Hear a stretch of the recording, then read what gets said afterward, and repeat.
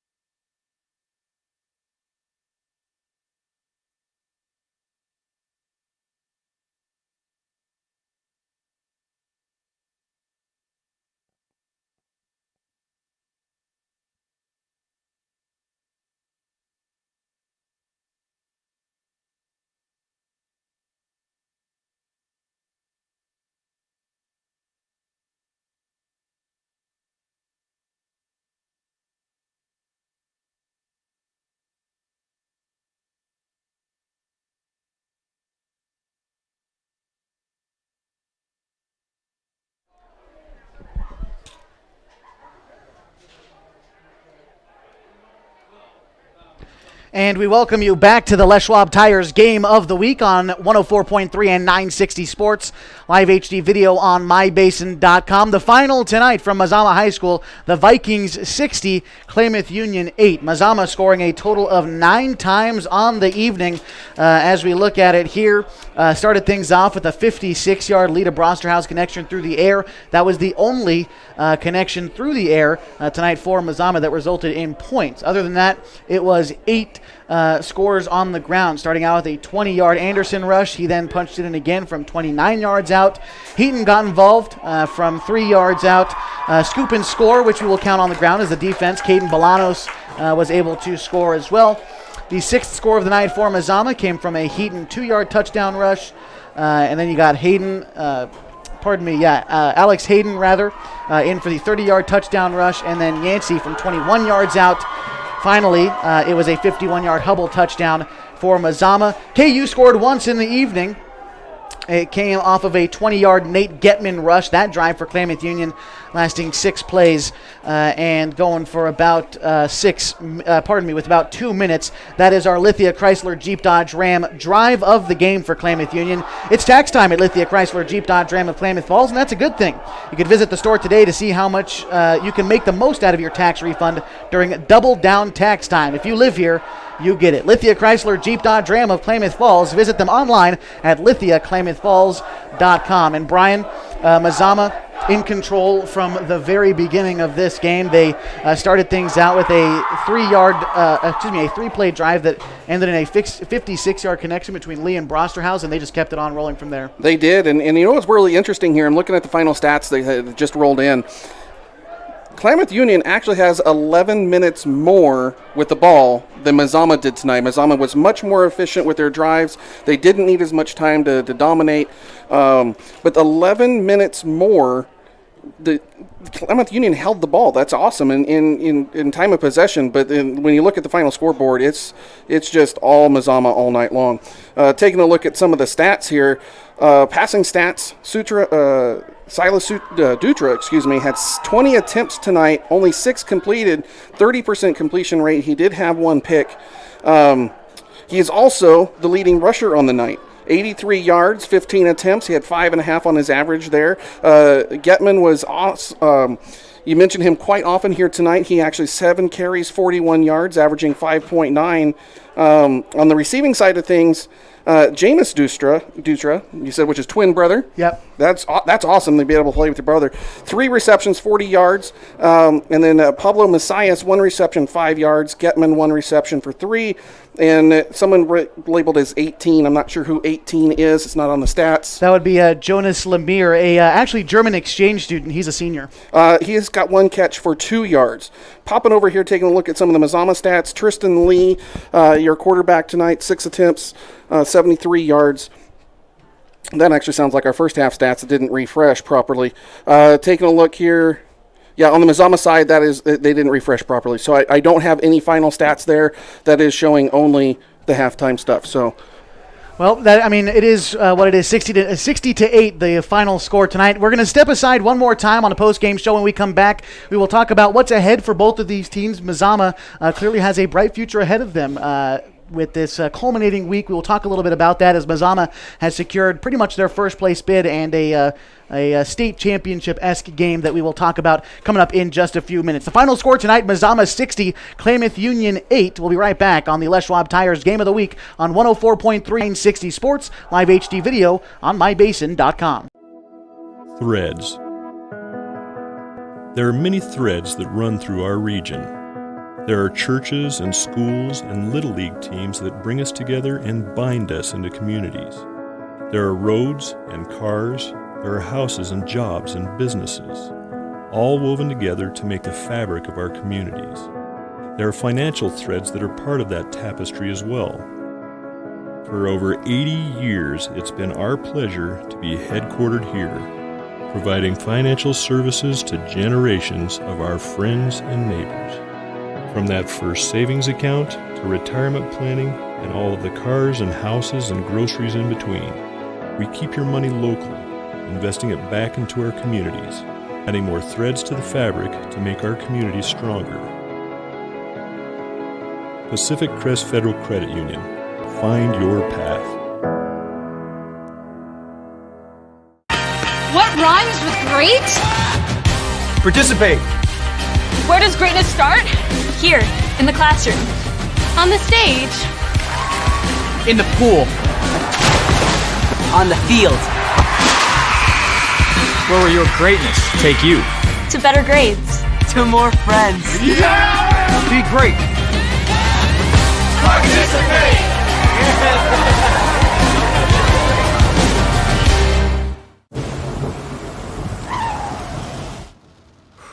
Sure glad we went to Les Schwab.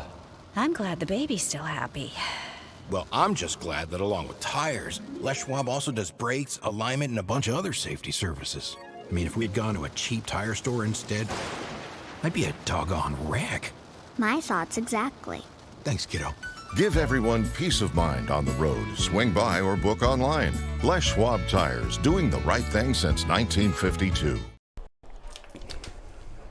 And we welcome you back to the Les Schwab Tires Game of the Week, live on 104.3 and 960 Sports, HD video on mybasin.com. I'm Josh Eldridge. Along with me tonight has been Brian Gailey. The final score tonight, 60-0, the Mazama Vikings winning this one. And you had a suggestion, Brian, while we were at commercial break. If people are tuning in on their way out of the parking lot tonight on 104.3 and 960 Sports, why don't you give us a honk? We should know you're out there. That's a little fun thing to pay attention to as we talk about what's up next for Mazama, who finished number 1 in the state according to the rankings from the ADs and the coaches and that sort of thing as we move towards our culminating week. Let's sort of talk about that for a minute. Yeah, that's going to be really interesting. Coming into this week, that BCS style committee ranking of the 4A had put a unanimous decision to put Mazama at the number 1 spot.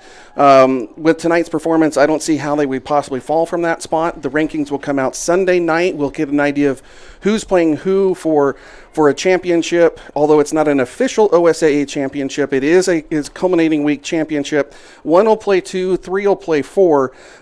Tomorrow, Marshfield and Marist play in Coos Bay. They are your 2 and 3 ranking going into this week. So chances are one of those 2 teams will be the team to face Mazama next week in that culminating round. Again, assuming that Mazama still holds that number 1 spot, I don't see how they couldn't after this performance. And just real quickly, you mentioned Marshfield and Marist as your 2 and 3. Marshfield is number 2. They had 68 votes. Marist a close third, rather. They had 65 votes, and that game is in Coos Bay. So Marshfield, as much of a home field advantage as you can during COVID, they will be hosting that game. The number 2 team hosting the number 3 team tomorrow, and that game will be on the NFHS network. It is pay-per-view, but you still will be able to view it if you like. We'll go down that top 10 ranking real quick. We talk about, so you have the top 3 teams there. Number 4 is Gladstone.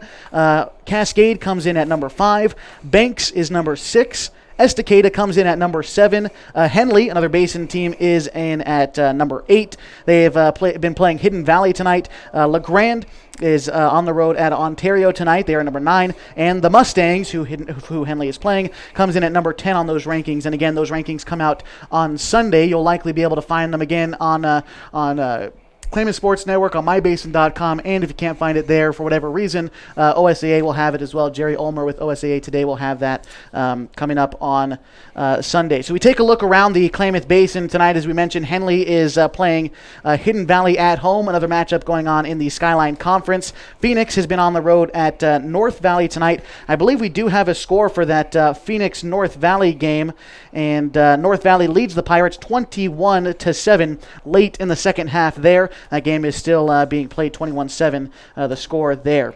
To round out the scores from the Klamath Basin area, yesterday Bonanza beat Chiloquin 50-30, and Lost River topped Hosanna Triad 43-20.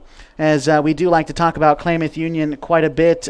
Coming up for the Pelicans, they've got volleyball on the road at North Valley tomorrow. Boys and girls soccer play Hidden Valley. The boys squad will host the Mustangs, and the girls squad making the trip over the hill to go play the Mustangs in Murphy. That's what's coming up for KU. But for Mazama, again, a bright horizon for them. They graduated 16 seniors tonight on senior night. Wishing them the best of luck moving forward. Yeah, absolutely the best of luck for these seniors. The future's bright for them. The future's bright for the team as well. You think 16 of your 50 man squad, your 50 boy squad out here, you're losing a lot, and you're actually going to be getting a whole bunch more stepping up with your JV and your B squad. They're ready to go. They are there. They're ready. There is, I believe, and I could be wrong on this, but I do believe that the freshman squad as well as the JV squad has yet to lose. I do know that the JV squad has goose-egged all their opponents. Nobody has scored on the JV squad at all. So there is a lot of future here for these Mazama Vikings.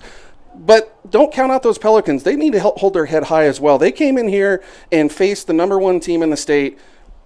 And you know what? They showed up pretty well. And they did not waver at all. They played hard every single play, even when they were down, even when things weren't going. The Vikings, held them in check. But the Pelicans, they came out here with the fire every single play and did not hang their heads low, like you said. And they have something to be proud of heading into their culminating week, which I believe is against the North Valley Knights. To come in here in hostile territory to them at Viking Field and walk away with 8 points when the only other team to score against the Mazama Vikings has been the Thurston Colts, that says something. Absolutely it does. And we talked about it a little bit off air as we were running our sponsors tonight, but the player of the game, I don't think, like you said, you can't really name one tonight, but if we're going to go with one, it'll be the Mazama guys up front. I would have to say it's your O-line and your D-line, both. Particularly, I think the D-line has held, and they're not, in my opinion, they're not just player of this game, they're player of the season. You know, that whole line has come together in a way to shut down the offenses of anybody they face. Well, that about does it for us this evening. Hope you enjoyed this presentation of Klamath Union and Mazama football on 104.3 and 960 Sports. We've been live with HD video on mybasin.com. To watch an archive replay of this event, simply log on to mybasin.com and click on Watch. Mybasin.com is your home for all happenings in the Klamath Basin, from news, sports, special events, and a whole lot more at mybasin.com. And of course, Klamath Sports Network out here helping us this evening. The final score tonight: Mazama 60, Klamath Union 8. Special thanks to the head coach of the Mazama Vikings and athletic director Vic Leese for having us in the box this evening. I'd also like to thank Coach Tom Smith of the Klamath Union Pelicans and Klamath Union athletic director Scott Mason all season long. My man getting us on air tonight on the radio, Scotty Hoffman. Appreciate you. I'm Josh Eldridge. For Brian Gailey, good night from Mazama High School.